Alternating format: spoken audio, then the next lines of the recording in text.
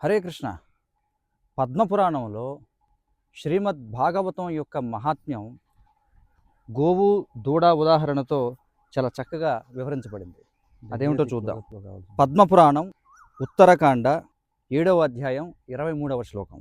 ఎత్ర ఎత్ర చతుర్వక్త్ర శ్రీమద్భాగవతం భవేత్ గచ్చామి తత్ర తత్రాహం గౌర్యథా సుతవత్సల.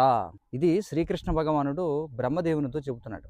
ఏమంటున్నాడంటే, ఓ చతుర్ముఖి అంటే ఓ బ్రహ్మదేవుడా, ఏ విధంగా అయితే గోవు వాత్సల్య భావం వలన దూడ వెనకాలే వెళుతూ ఉంటుందో, అదేవిధంగా ఎక్కడైతే క్రమం తప్పకుండా శ్రీమద్ భాగవతం యొక్క శ్రవణము మరియు పఠనము జరుగుతుందో, భగవానుడనైనటువంటి నేను స్వయంగా ఆ విధంగా వెళ్ళిపోతూ ఉంటాను అని చెప్పంటున్నాడు.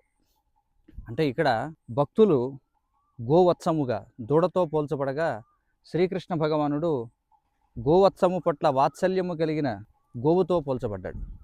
శ్రీకృష్ణ భగవానుడు ఏమంటున్నాడంటే బ్రహ్మదేవునితో, ఓ బ్రహ్మదేవ, ఎక్కడెక్కడైతే క్రమం తప్పకుండా భక్తులు ప్రతిరోజు కూడా శ్రీమద్ భాగవత శ్రవణము పఠనము చేస్తారో, అక్కడికి నేను కూడా అలాగే వెళ్ళిపోతూ ఉంటాను అని చెప్పంటున్నాడు.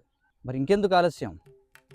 ఈరోజే మీ గృహానికి శ్రీమద్ భాగవతాన్ని ఆహ్వానించి శ్రీమద్ భాగవత పఠనం శ్రవణం మొదలు పెట్టండి. ఖచ్చితంగా కృష్ణుడు దానికి ఆకర్షితుడై ఆయన యొక్క ఆశ్రయాన్ని మీకు ఇస్తాడు. హరే కృష్ణ.